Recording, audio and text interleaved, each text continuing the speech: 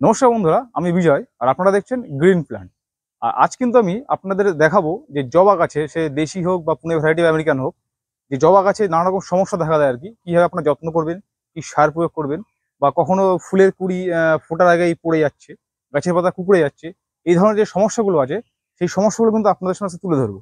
আর হ্যাঁ, এই সমস্যাগুলো কিন্তু আমি নিজে থেকে বলবো না। আজকে আমি কিন্তু চলে এসেছি একটা নার্সারিতে, যেখানে শুধুমাত্র জবা গাছ পাওয়া যায়। এখানকার যে ওনার আছেন তার মুখ থেকে, বা যিনি দেখাশোনা করেন আর কি, পরিচর্যা করেন, তার মুখ থেকে আমরা শুনে নেবো জবা গাছের সম্পূর্ণ কেয়ার। আর হ্যাঁ, এখানে মোটামুটি 50টার উপরে ভ্যারাইটি জবা কিন্তু আছে এখানে।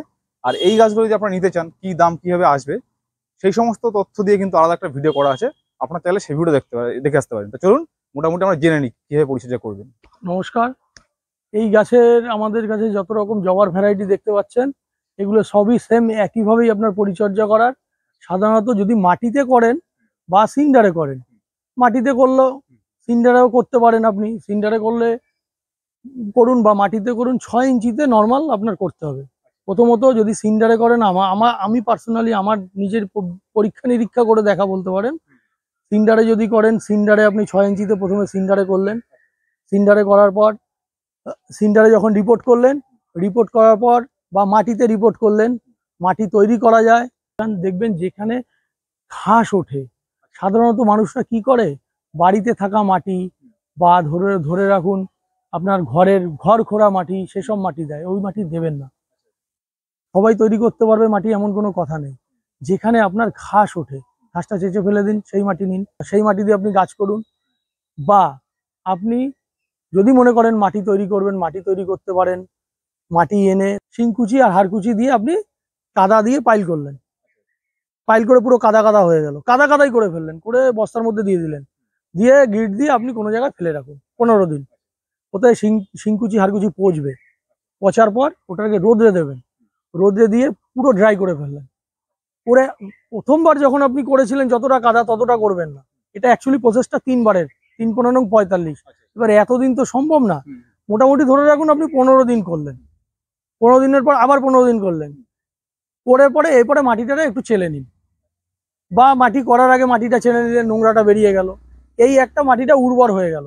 যদি আবার দেখা যায় কোনো কোনো ক্ষেত্রে সম্ভব না, তখন আপনি কোন সয়েল নেবেন, যেখানে ঘাস ওঠে সেই সয়েলও নিতে পারেন। আর যখন 6 ইঞ্চিতে সিন্ডারে বা কাদা মাটিতে রিপোর্ট করবেন, দিন 10 কিছু খেতে দেবেন না গাছকে, দিন 10 কিছু খেতে দেবেন না। গাছটাকে টবে ধরুন, আপনি একটা টাইম বুঝতে পারবেন হ্যাঁ গাছটা টপে সেট হয়ে গেছে। তারপর থেকে এর খাওয়ার স্টার্ট হবে। তখন খাবার বলতে যেমন ধরুন, শুরুতে আপনি এখন গরমের সময় আমি সাজেশন করব, 1-1.5 বছর পুরনো খোল লাগে।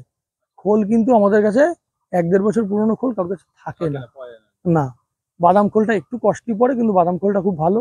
বাদাম খোল 1261 ইপসাম সল্ট।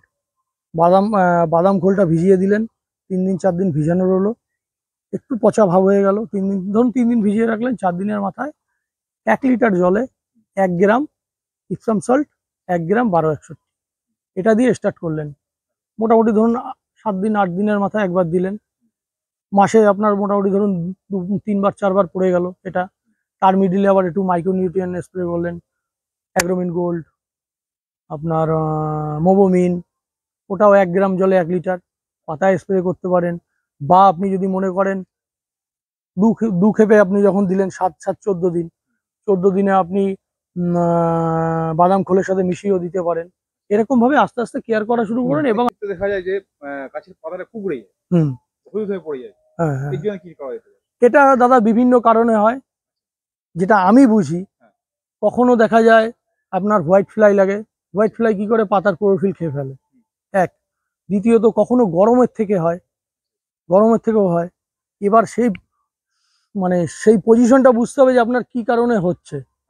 বা যদি না বুঝতে পারেন, আমাদের যে নম্বর দেওয়া আছে সেই নম্বরে আপনি হোয়াটসঅ্যাপ করলে বলে দেবে যে দাদা এই প্রবলেম হচ্ছে, আপনি এই ওষুধ স্প্রে করুন। এবার একটা কথা বলি, অনেক ক্ষেত্রে দেখা যায় দেশীয় পুনি ভ্যারাইটি আমেরিকান যেগুলোই হোক না কেন, অনেক ক্ষেত্রে ফুলে দেখা যায় কুড়ি আসছে, কুড়ি আসে ফুলগুলো ভেঙে যায়, পড়ে যায়, ফুল ফোটে।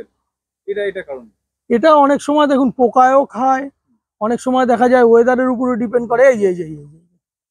এটা কিন্তু কোনো পোকা খাচ্ছে না, গতবারের থেকে এবারের কিন্তু ওয়েদারের এই যে এটা ওয়েদারের জন্য। ওয়েদারের জন্য হয়, কখনো ভিটামিনের অভাবে হয়।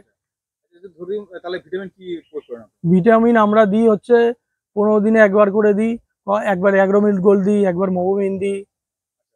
তারপরে এই গাছে দেখুন দেখা গেল কোনো কারণে বর্ষা হলো লাগাতার 2-3 দিন, কম বেশি বর্ষার জল খেলো, ফাঙ্গিসাইড স্প্রে করতে হবে।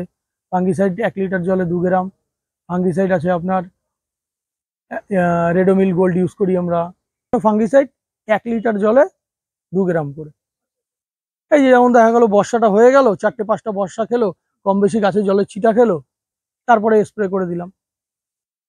এবার দেখুন এক একটা সময় এক এক রকম রোগ বা বিভিন্ন কিছু দেখা যায়। এবার এক একটা গাছে এক এক রকম আছে, যেমন ধরুন এই দেখুন দেখাচ্ছি, এই গাছটার নাম হচ্ছে আপনার সিসিএস ডিসেঞ্জিন অ্যাঞ্জেল। এই গাছটার ব্যামো হচ্ছে এখন নেই, নেই বললেই চলে। এই যে আপনার এই গাছটা কি হয়, গরমের সময় পুরো নৌকোর মতো পাতা হয়ে যায়। আচ্ছা, পুড়ে পুড়ে হ্যাঁ, এটা ভয়ের কোনো কারণ নেই। আচ্ছা। শীতকালে আবার ছেড়ে দেয় বা একটু ঠান্ডা পড়লে ছেড়ে দেয়। এই যে সিসিএস ডিসেঞ্জিন অ্যাঞ্জেল।